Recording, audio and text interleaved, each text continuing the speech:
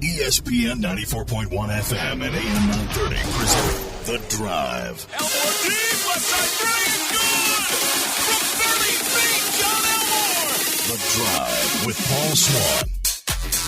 Welcome into the Wednesday, August 22nd edition. Your drive begins now on ESPN 94.1 FM and AM 930. We got a jam-packed show. Coming up in a few minutes, David Kahn is going to join me from the West Virginia Power. We're going to get caught up on what's happening with the affiliate, the Pittsburgh Pirates.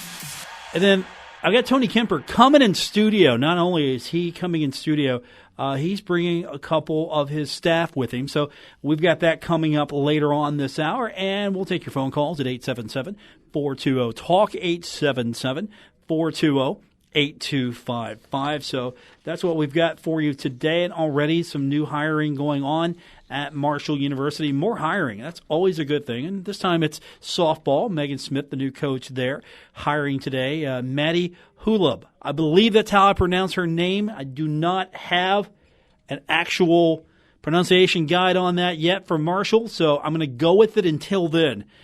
And she is going to be the pitching coach for the Thundering Herd. She is pretty experienced. She spent the past 4 seasons as the pitching coach at St. Leo University in St. Leo, Florida, and she worked with the Lions there. That squad went back-to-back in the NCAA Division II postseason as far as making appearances. They reached the World Series in 2018. The lowest game total that they've won while she was there, 37. That's the lowest game victory total. That's pretty good. You told me that, 37, that's a low for us. That's pretty good. You know what else? She knows how to get the best out of her girls, because when she was there, Stephanie Adkins won back-to-back Sunshine State Conference Pitcher of the Year honors. This is a hire that's going to help pitching immensely, I believe, at Marshall, because she had 5 pitchers in a 3-year span make all conference, and the numbers are impressive. So here you go. Diversifying that pitching a little bit more, because remember, and it worked for Marshall and it worked for Shonda, but that was Shonda's team. You could just ride a pitcher almost all the way to the conference championship. I think you need more than one person on the mound. I know softball, you can probably get away with 1 or 2, but I like the fact that you've got several to go with. And so that's what we're looking at right now, kind of getting a glimpse of what the softball team is going to be all about. Again, won't know until actual on-the-field action happens. But that's the latest hire today for the Thundering Herd as far as the softball ranks are concerned. Also, Herd cross-country team, the rankings are out. Right now, the men's preseason poll has Marshall 6th in the conference. The women are selected to be 8th out of 13. So the men are 6 out of 11. The women are 8 out of 13. That's okay. That's not bad. I'll take that. I'll definitely take that right now. Again, we're talking preseason, not the actual order of finish, but we're talking preseason. What else is happening today? Well, we're getting set for high school football and high school sports around here. And I don't know if this is really a informational event or this is a, hey, I'm Patrick Morrissey, I'm trying to get my name out there, so I'm going to show up at your high school. Well, maybe not me, but we're going to name your high school the Opioid Abuse Prevention Game of the Week. It could go either way. It could be either, I'm going to go out there because I'm really concerned about this, or you know what, I'm going out there and putting these things out again because, well, I'm trying to beat Joe Manchin. I think it goes somewhere in the middle. This is a cause of his. He's got to look tough on opioids and at the same time has to get his name out there. So the Spring Valley game is the Opioid Abuse Game of the Week.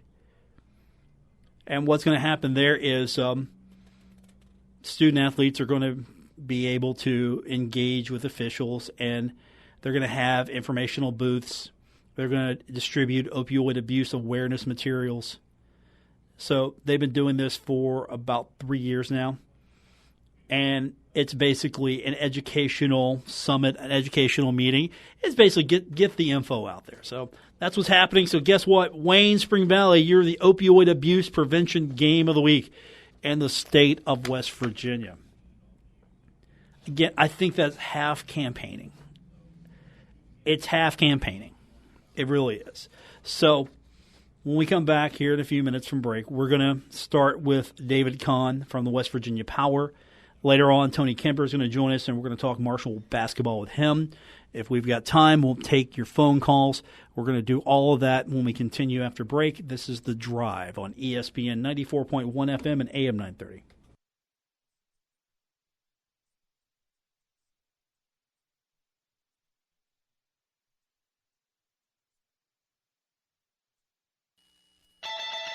Don't worry. Paul Swann has the wheel on The Drive, ESPN 94.1 FM and AM 930. Welcome back to the Wednesday edition. Let's bring on the program now for his weekly chat of all things West Virginia Power. He's the voice of the Power, David Kahn. And all right, I want the, let's just say, I don't sugarcoat it. I want the number that it's going to take for the Power to get into the playoffs. I want that number. I don't want to know about the division. I just want to know the number because we're 3.5 games out with 12 games left. Okay. So you can kind of do the math on that one. With 12 games left, I would say, obviously 12-0 is the goal, but I think you have to at least get 8 wins over your final 12 games to have a shot. And this is the second berth because, face it, not winning a regular season title in the second half, not doing it. No, that's either Lakewood or Hickory. Hickory is coming on strong of late, so if Hickory wins that, that's good night for the Power. So we don't want that. No, we don't, but Lakewood is playing Hickory this weekend in a 4-game series, so Lakewood could end that hope for Hickory real quick. Okay, so we know now where the West Virginia Power secondary rooting interest will be. Yes. How realistic is this? Just all kidding aside, how realistic is this for this Power team to get into that at-large spot? I think yesterday was a big loss for the team. The Kannapolis swept the doubleheader, and then the Power lost both games. Or the Power lost in extra innings to Charleston. I think that is going to hurt a lot down the stretch. It's a game that the Power came back in. They were down 2-0. They came back and tied it, forced extras, and just things didn't fall our way in extra innings. So I think yesterday was a big hurt.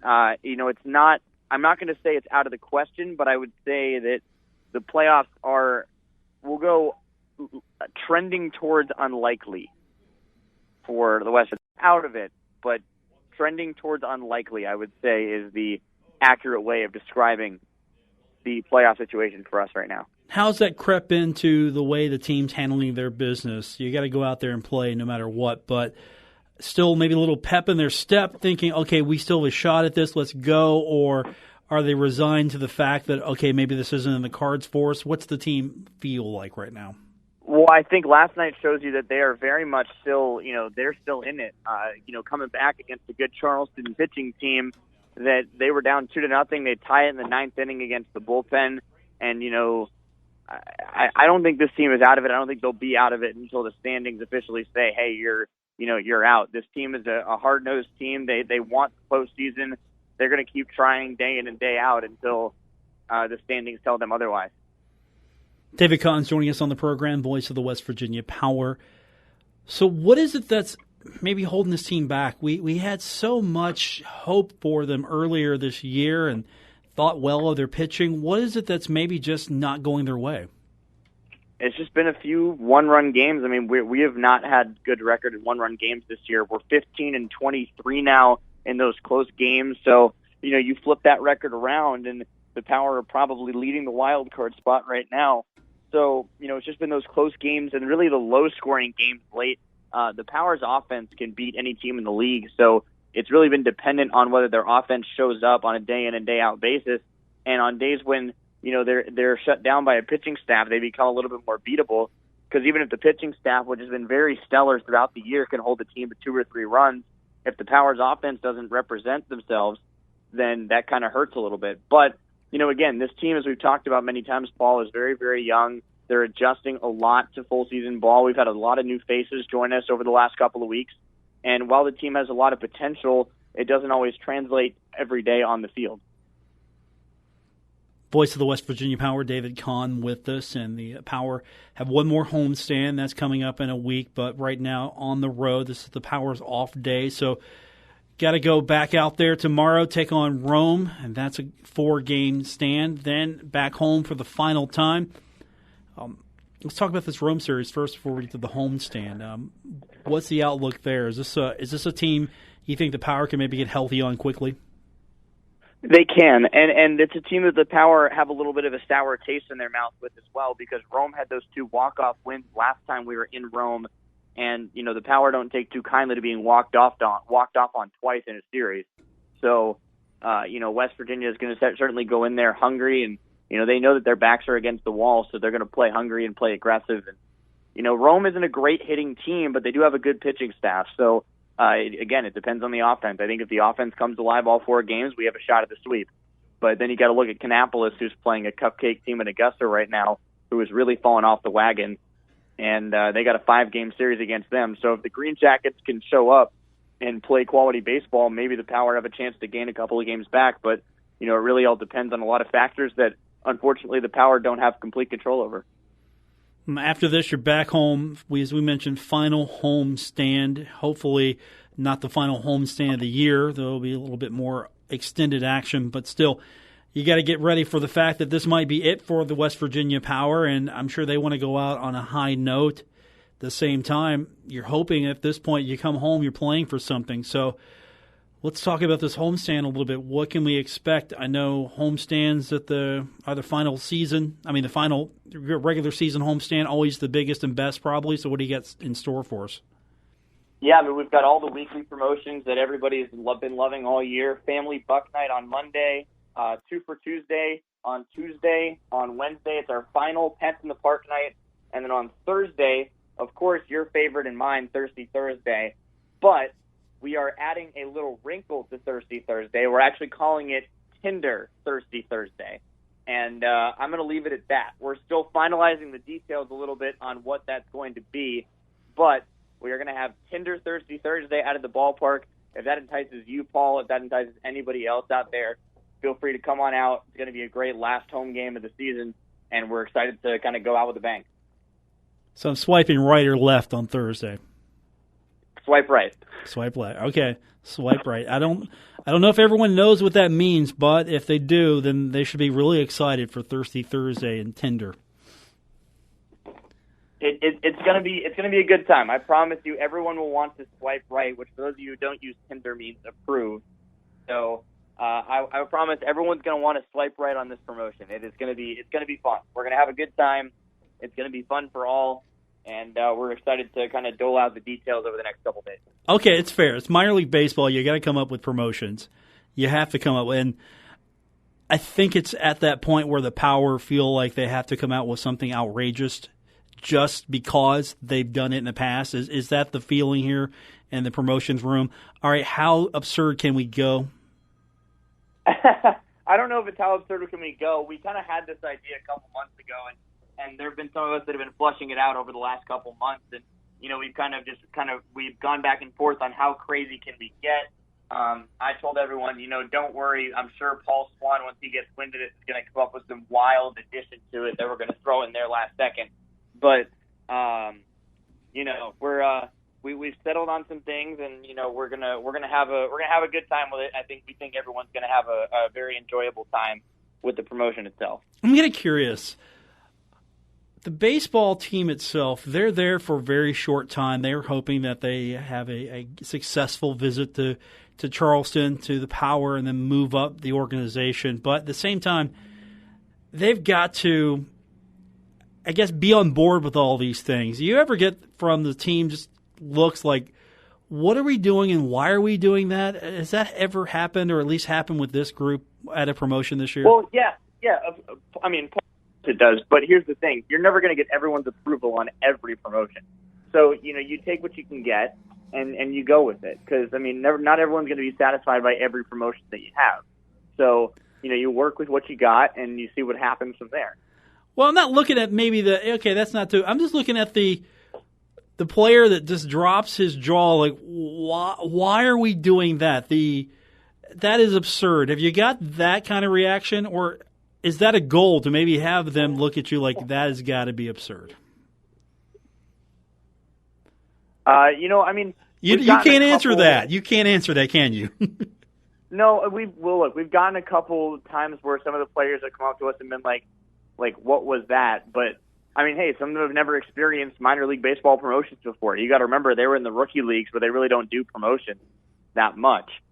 So they're still kind of getting adjusted to minor league baseball lifestyle, and once they get it, they get it. It just takes a little bit of time. Okay, yeah, that's what I'm getting at a little bit more. So, yeah, why is that? Why isn't promotions as big at the rookie level there?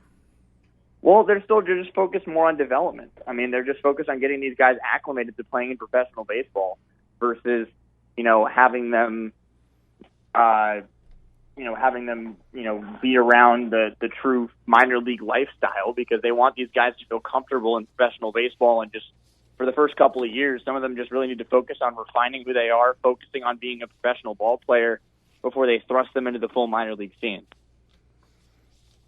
David Kahn joining us, West Virginia Power. The Power homestand is August 27th through the 30th. It's the last chance to see the Power, but tickets are on sale now for 2019. They are indeed. Season tickets are available. You can go online to our website. All the information is there, and we are very excited about that. Of course, the Mecca game of next year, the All-Star game, going to be at Appalachian Power Park. So we're, absolutely thrilled to start unveiling details for that soon. But if you do purchase a season ticket package with us, that guarantees you a South Atlantic League All-Star game ticket. 25 games, just $200. 71 games, $450. And that definitely is probably the best value if you go one of those packages, because if not, it's just $8 a game. But if you're planning on going to a multitude of games, probably you want to go ahead and jump on one of the bigger packages, right? Absolutely, 100%. It's nearly, if you buy the full season, it is 20% off the normal ticket price. If you were to buy 71 $8 tickets, you're saving more than $200. David Kahn, our guest, West Virginia Power. The Power trying to stay in that hunt for a playoff position, spot in the postseason. Well, you guys will be wrapping it up soon. And how tough is it to wrap up a season on the road? It's interesting. I've had it happen a couple of times with me, and the players, they kind of know at that point, hey, the season's done. Most of them will drive to the final road spot, and they'll leave from there. And it's tough because you don't like to say bye to these guys. I mean, they've been with you all season long. You're very much used to them, and they're very much used to you. And this is a tight knit group, so it'll certainly be tough to say goodbye to these guys. But you wish them all the best, and this will be some of these guys we'll see next year. Some of these guys, we probably won't see ever again. But that's the nature of the business. Yeah. Charleston will be the final series. Of course, we've got at least a couple more weeks with you before we know if we're going to be in the postseason or not. So let's hope that we've got a few more weeks of David Kahn. If not, it's football season and those Tulane Green Wave. Yes, the Wave are getting ready. Game week is next week. I am excited. They're playing Wake Forest at Yeoman Stadium in New Orleans. I'm beyond stoked. It's going to be a big game, packed house on Tulane's campus, and hopefully the Green Wave come away with a W. Hopefully Marshall opens up their season with a W. Hopefully all the green teams open up their seasons with a W. How's it work for you? You're going to send the intern out on the final series, and then you're going to take care of your business? No, I'm actually not going to be there for game one for Tulane. Okay. I will be letting a substitute take over, and then depending on the playoffs, I am the Powers until the season ends. That is what I've told the folks over at IMG, and they understand that. So I will be with the Power as long as needed until the season concludes, and then I will head down to North Carolina to handle my business there. David Kahn, our guest, West Virginia Power. Good catching up with you. I got to get into serious mode now again here in a minute. I got more guests. I know. I saw you have some serious people coming on. I've got the studio's going to be full. I'm going to have 3 people in here, so we're going to jam pack the studio. Oh, where's my invitation to come into the studio? You're working. I'm home now. You want to come? You in the studio? Not today. Well, no, obviously not today. Do you want to come? You can't come next week. You're the homestand.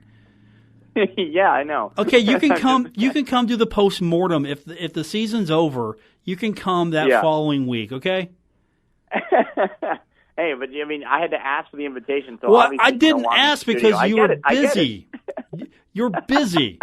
You got to go to Rome tomorrow. Gosh, I'm trying to be a nice guy to you, and here you go. Yeah, you come to the studio. Bring me my hat, too, while you're at it. No, you come get your hat. I got it for you. Now you have to come get it from me. Oh, revenge for the studio invite being not extended. Okay. All right, that's how this is. All right. Yeah, exactly. David Kahn, West Virginia Power. He might be with us next week. He might not. We'll find out. All right. Good luck on the road trip. We'll talk to you soon. See you, man. It's David Kahn, former friend of the program there. Man, this guy's tough. When we come back, we hope to be loading in the studio Tony Kemper. He's going to be joining us here in a few moments, and he's brought guests. I always like it when they load the studio up. We're going to do that when we continue here on the Drive. 94.1 FM and AM 930.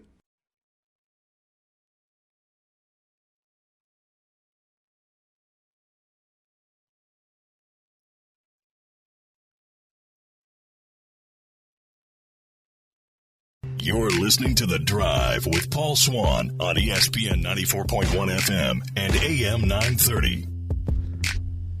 Welcome back to the Wednesday edition. It's The Drive, ESPN 94.1 FM and AM 930. So, basketball's almost here. I saw Coach Kemper on Twitter just getting excited, and I thought, okay, I better get him in here. And so here he is.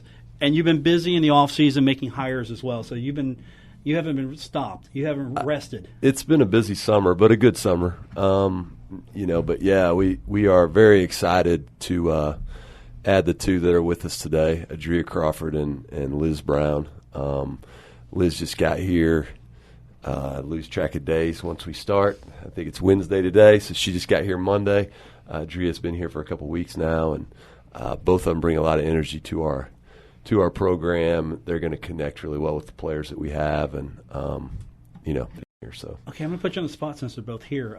If you would just talk about both of them as they're not in the room, as if they're not here, and why they were a good hire for you. Sure. Adria, I've actually got to know Adria a little bit on the road through the years, which is just part of it. During July, the recruiting calendar is we're gone for 7 days. 2 times in a row in July. So, you end up saddling up next to people, and you can kind of pick their brain and figure out, do I think that personality will work well with me? And you start to build a Rolodex in your mind of people that you'd like to talk to if you ever get the chance. And, so that's kind of how Adria and I's relationship started. And as I knew I was getting ready to hire somebody, we had a couple more serious talks. And, I think she really, for me, it comes down to personality first. And I think in this role that she's in, I think we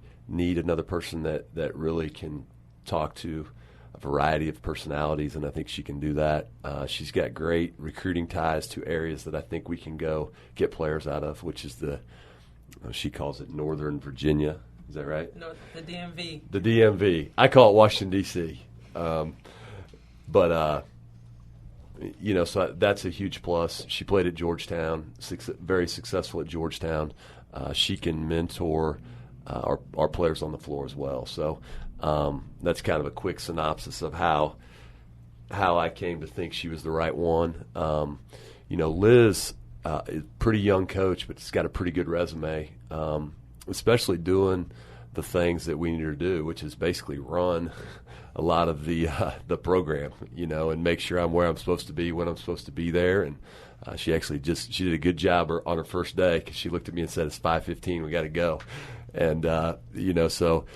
But she's worked for Nancy Lieberman Klein, that's obviously a huge name in women's basketball. She GA'd at a Division II, which actually is a great place to cut your teeth, because they don't have the rules that we have. So if you GA at a Division II, you're going to recruit, you're going to coach, you're going to do all the operation things like what she's doing now for us. So.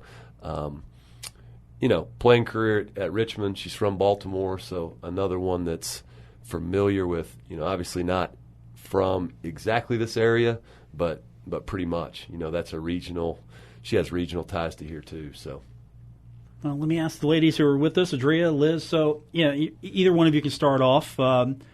What made Marshall a good destination for you? For me, Marshall. Just the energy, the camaraderie that you get from being in town. You hear a lot about it. To be a part of something that everyone around is invested in was the biggest seller for me. I think Tony is a great guy, from what he said and us building our relationship over the past couple of years, being out on the road recruiting. I thought that he was going to move the program in the right direction. And that was something I really wanted to be a part of. I thought it was really exciting and a great opportunity. Let's get Liz in here. So, same for you. What was it about Huntington, maybe Marshall, that made this a good choice for you? For me, on my interview when I got here, I felt at home right away. The coaching staff that was around at the time I was here just made me feel very welcomed. I didn't feel like I needed to walk around on eggshells. I got to meet all the girls. Great girls. They accepted me pretty much that first day I was here. And the history behind the school, as Adria said, this is a college town. Everyone is invested. Just a whole, all-around family feel. So now you two haven't met that much, so you're trying to get to know each other as well, right? So it's sort of, okay, I got to get with my team. I got to get with the new coach. I got to get with the new director of operations. So I'm sure this has been a whirlwind the last few days for you, at least, for both of you. Definitely. Yes. Definitely a whirlwind. I think Liz's first night we rode to Walmart, got a couple of things, so we got to bond for a little bit. So we're trying to get it together as best we can, as quickly as possible. The coaches already, where to take them for the food and everything. They know all the destinations. Is that happening yet? Well, we're working on that. Okay, that's the important things. We've been right next door to Fat Patty's there. Okay, so they're spoiled already. We've been there. I'm trying to think of the other. We'll get. Coach Milinkovic Lazar, he's a foodie, so I'm a dad. So a lot of nights, my wife she's getting. I just put my phone on silent because she's going to text me and tell me where I'm supposed to be soon. So isn't it Liz's job now? Well, she does it until about right now. Okay. Then it flips to her, but we'll get them out and tell them where the spots are, and they have the personality; they'll figure it out on their own. So I don't have any. I'm more worried about them in the summer when it was pretty quiet around here. There's a lot of action going on, so they'll fit right in. Is this the right time to put the final pieces on your staff? Semester's beginning. Is this the right time, or would you like to have got this done sooner? Well, I think the earlier the better, but who we hired was more important to me than when we hired. So getting it exactly right, I think was more important to me than, hey, let's try to get this done as soon as possible. And I'm a young coach as well in my role, and I think that hiring staff, probably for anybody in any business, is one of the I don't know if the right word's trickier things or what it is, but there's definitely a learning curve as you go through it, and I think one of my goals was take your time and try to figure it out right. And, it is important to me to have good people here. That goes for players and that goes for coaches. And I think that while I'm sure Liz would tell you she would have liked to have been here a little bit earlier, then, hey, classes start. You need to do X, Y, Z through the alphabet, really, is the list on her desk. But she has picked it up right away, and Adria's been the same thing. Now, when you hire an assistant coach, are you looking for someone that is similar to you philosophy-wise, or with Adria, were you trying to bring someone in who maybe had some contrasting styles? What were you thinking of when you were trying to bring someone in from the basketball X's and O's standpoint? Yeah, I think, the answer on that is I probably look at the overall package more than I just look for, do you know how to coach man defense? I think the most important thing is how sharp they are, because if you're in this business and she played at a high level, she's played a lot of different defenses. She's heard a lot of different voices. She has had to coach in a lot of different voices, and now it's just a matter of, and the timing thing. This is probably where it gets the most tricky. We haven't really had like a month to just sit down and go, okay, this is what I'm thinking about. This, and this. It's pretty much been, okay, fire, put them all out. But we're kind of getting there, and I guess moving towards, okay, this is how we're going to play defense, and this is how we're going to play offense, and right. She's going to pick that stuff up. Liz is there. I don't necessarily. I think if you hire the right people, they'll figure out how you want to coach, how you want them to coach. And that being said, she's going to have her own voice. I'm not worried about that. Coach Liz is going to have her own voice. I'm not worried about that. And I think that goes back to when you hire the right personality, that stuff will take care of itself. So I'll start with you, Adria. What is an Adria voice? What does that sound like? Trying to be as patient as possible.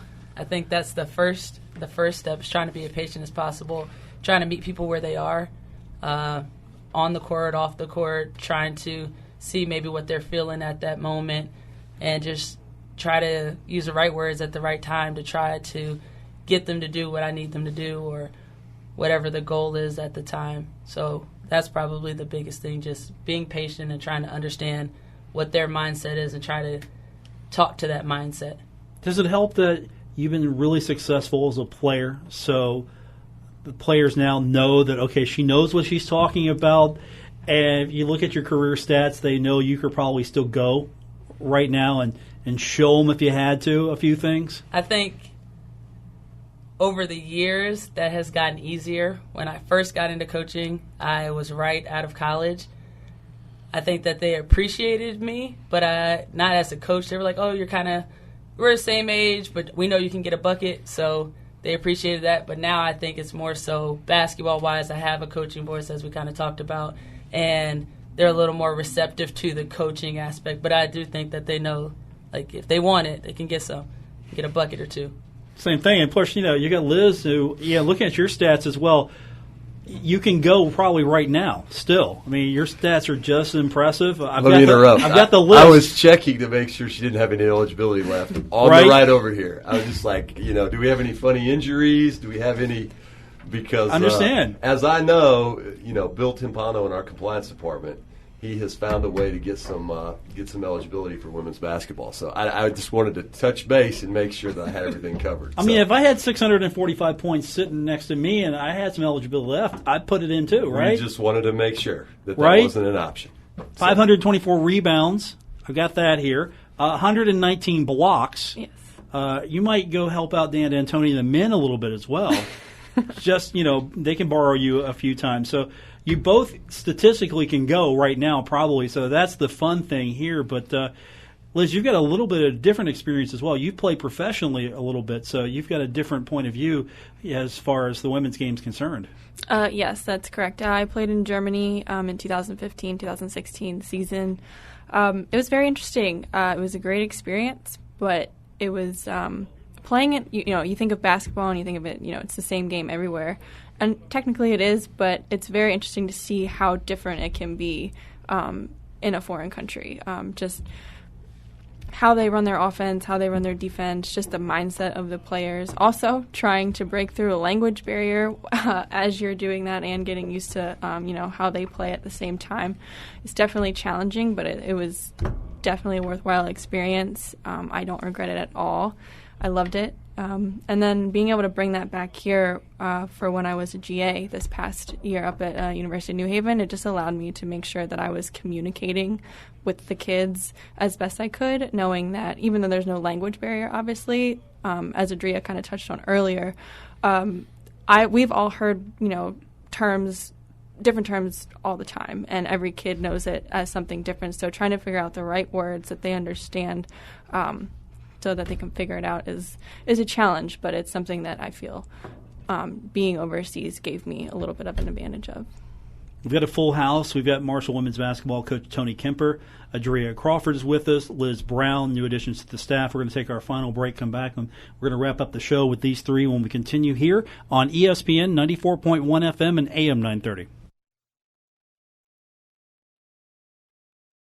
Now, back to The Drive with Paul Swann on ESPN 94.1 FM and AM 930. We are joined in studio by the head coach of the Marshall women's basketball team, Tony Kemper, also Adria Crawford, who is now part of the staff. She's going to be helping Tony as an assistant coach, and the new director of basketball operations. The press release just went out. The ink is still drying on it. Liz Brown, who hit the ground running. What was that like? Have you ever had to hit the ground running like that? Yes. Okay, so this is not new to you. No. Even just being a freshman in college, you got to hit the ground running, and it's a whole new level of play. It's a whole new level of education. So hitting the ground running was nothing new for me. I actually like doing that. I don't like doing nothing for too long, so It was good to come in and get started right away. So behind the scenes, what will she be doing that maybe fans don't appreciate? Because you mentioned she's got a huge checklist.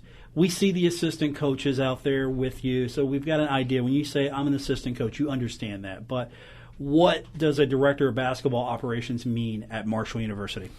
Well, there's a ton of organizational things that go into, moving a pile of 25 people from here to El Paso, Texas, for instance. And, so all of our travel itineraries and the details of all that is going to funnel through her, where we're going to eat, where we're going to stay and all that kind of stuff. And, I'm fortunate because I have a lot of experience in our league, so I pretty much know where I want to stay and where we're going to eat and things like that. But once we leave the Henderson Center, there's a lot that's on her plate to make sure that it goes smooth. And coaches are not we are not a patient crew, as Adria stated earlier, and you want that stuff to go well. So it's a lot of little behind the scenes things to make sure that what we need we have, and schedules, go here, go there for everybody, not just me, for 25 people, like I said. So, that's kind of what it is. She's not able to be on the floor. That's part of the NCAA rules. She does know basketball very well, and I like hiring people in that role that do know basketball. But that's kind of a side show of what she does. It's all the other stuff. And then you've got, as an assistant coach, you're basically right there, co-captain in some instances, probably the one that they come to if they're not happy with coach that day. So you've got to basically be there for the players when coach says something that they didn't agree with. That right? never happens, Paul. No. That never happens. No, I'm not naming names. You've got some characters on your team. You know this. We've got really good young women. Yeah, and they're actually working really hard. I think they're as hungry as what I am to move it back, quite frankly, to what the places we were not that long ago. And I asked them yesterday in our first team meeting, who played in the WNIT in this locker room? There's four. I think there was four, right? There's four girls in there that played in the WNIT. And, it hasn't gone as well as we wanted to kind of since that moment. But there's winners in there. We just got to remind them of that. So that was important you bring in someone like Adria who, again, you've seen success. Liz, you've seen success as well. Adria, you've got the honor of being a 30 under 30 honoree for women's basketball in 2018. So I'm sure that's a nice, beautiful plaque on your wall somewhere right now. A trophy? It's a certificate. Okay. Certificate. In the midst of my move, I haven't gotten it framed yet, so it's on my desk in a nice little section. Just trying not to get it wet, until I figure out that's at the top of my list right now. There's a lot of other things before getting that framed, but it's a huge honor. It's there's only 30. This is the third year of it, and to just be nominated and to be selected is a lot of young coaches out here grinding day in and day out, and to pick 30 out of Division I, Division II, Division III, and that's just an honor that I got to be selected for that. So you're hiring people. You're looking for. You're really not looking to rebuild the culture because you feel like the culture is good now. Not to say that it ever was bad, but it feels like it's a culture that, all right, despite the win-loss record, we're good. We're moving the right direction. Yeah, I think that's right. I think anybody that deals with us on a daily basis know that we need a couple things to go our way. I'll tell you that. Last year, we had a couple things not go our way. By the end of the year, there was quite a bit of talent that was sitting next to me, not able to play. And that that's not an easy thing to deal with. It's part of it. But I think that'll be a big thing. We got to get all the way healthy, and we've got to. I think anyone that does this, that your chemistry can always be better, and I think our chemistry's got to get. We got to get a little grittier. We got to get a little tougher. And the thing I like is there's young ladies in our locker room who have done that. Who have been part of a team who got, that team that played in the WNIT. Down the stretch, we won 4 straight games, basically on the road. We went to Louisiana Tech, won on a buzzer beater. Went to Southern Miss, won. Went directly from there to the conference tournament. Beat Florida International, and then beat Western Kentucky, which was probably the best win since I've been at Marshall. And, there is some of those pieces are still here. So it's in there. They just got to remember how to get it done. Okay, before I let you go, facility, a little upgrade, Henderson Center Big right time. now. How's it looking? I haven't seen anybody leak a photo yet or anything. What's up and what's it look like? So up until about today, it was a lot of infrastructure action. Today, you can see a shell of a pretty nice size scoreboard up there, okay. And video board. Sorry, and that's going to be big. It's going to be a big time addition to the game. For fans, obviously any facility upgrades and recruiting is helpful, and I think to watch the direction that Marshall basketball, both us and Coach D'Antoni, what he's done over the last year, we're moving in the right direction, and it's appreciated. Glad you all could come by. Do it again sometime. We'll get you in the studio. I appreciate you having us. It's a pleasure meeting you, Adria and Liz. Thanks for coming in today. Thank you. For our producer, Gabriel Sellerts, I'm your host, Paul Swann. This has been The Drive on ESPN 94.1 FM and AM 930. Good night, everyone.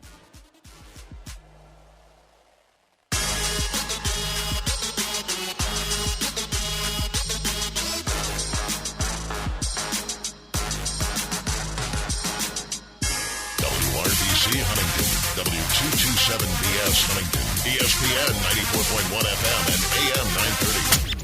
Huntington Sports Station.